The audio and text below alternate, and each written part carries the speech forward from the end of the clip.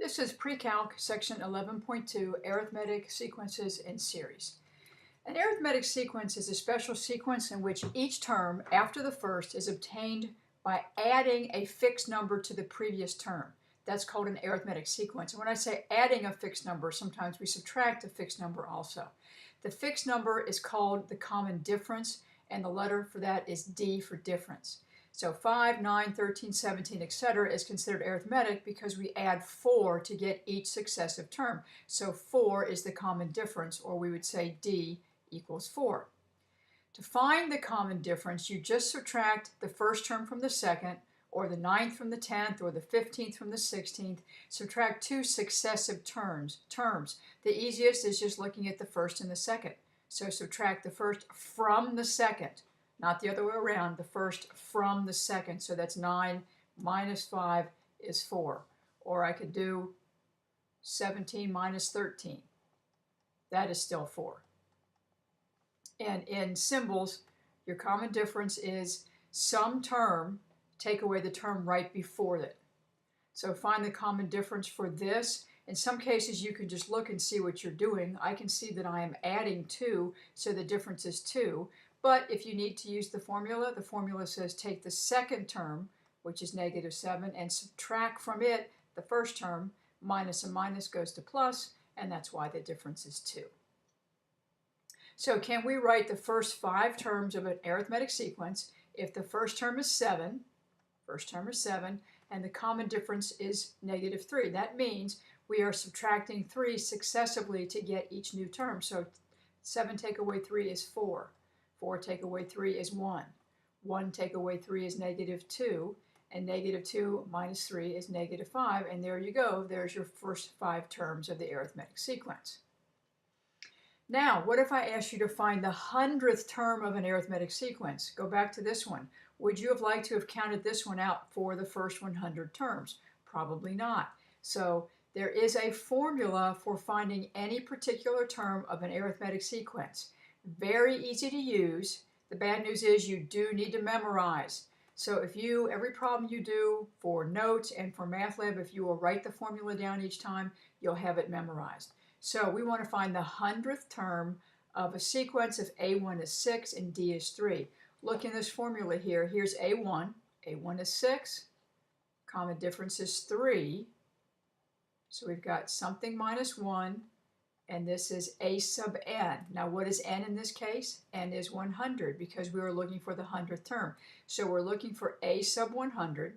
That means we are looking for the term that would be in the 100th place if we wrote it all the way out. And notice in this formula, this n and this n are the same. So as soon as you agree that you are finding A sub 100, that's a 100 that goes right there. With your graphing calculator or scientific calculator, which does order of operations, you can type it in exactly the way you see it, or you can do it step by step. Do what's inside parentheses first. 100 minus 1 is 99. Order of operations would say do 99 times 3 and then add 6 to that, which is 303. So 303 would be the number that would be in the 100th position. Find A sub 13 and A sub n for this arithmetic sequence. To get out to A sub 13, you have a choice. You could count all the way out there. Your decision. Do you think that's too far to count, or do you want to use the formula? I would choose to use the formula.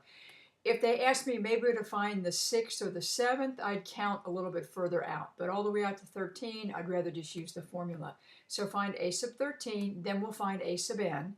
So this is A sub 13 equals A sub 1, which is negative 3, plus 13 minus 1. Remember, this n and this n are the same. So as soon as I wrote A sub 13, I knew that that n was 13, times the common difference. Well, you have to figure out the difference. What are you doing to get from one term to the next? You are adding 4. So the difference is 4. So A sub 13 is negative 3 plus 12 times 4. Do your multiplication, which is 48. Negative 3 plus 48 is 45. I'm showing you the arithmetic steps, but you can obviously type that into your calculator directly and get the correct answer. Now we want to find a sub n. A sub n, they are looking for a general formula. So a sub n, I will plug in a sub 1, which was negative 3, plus n minus 1 times d, which was 4. So this is negative 3, distribute the 4, plus 4n minus 4, which will be 4n minus 7.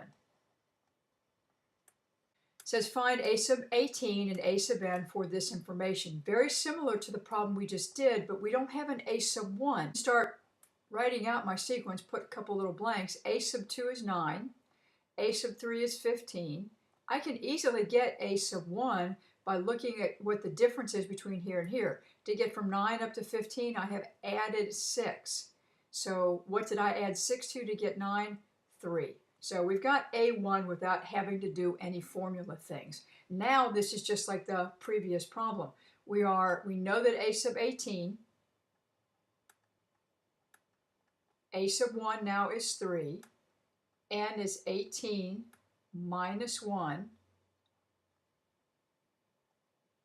times the common difference, which we already established to be 6. So this is 3 plus 18 minus 1 is 17. 17 times 6 is 102. 3 plus 102 is 105. So a sub 18 is 105. What that means is the number in the 18th position, if we kept counting out here by 6, would be 105. Now to get the general formula, this is a sub n equals a sub 1, which was 3, plus n minus 1 times the common difference of 6. So that's 3 plus 6n minus 6, clean this up, is 6n minus 3. So the general formula to get the nth term of this particular arithmetic sequence is 6n minus 3. Now we know that the 8th term is negative 16 and the 16th term is negative 40. You've got a couple choices. One of the possibilities is to set up two equations with two variables. We're going to use this information to come up with two equations. So for this piece of information, this is a sub 8 equals a sub 1, which we don't know, and that's what they're asking me to find, plus 8 minus 1 times d. We also know that a sub 8 is negative 16. So this is a1, 8 minus 1 is 7d. So that is one equation that has the variables a1 and d. I'm going to put this information into that formula over here.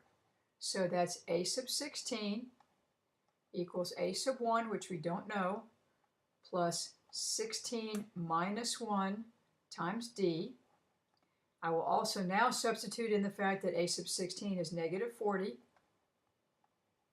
equals a sub 1 plus 15d.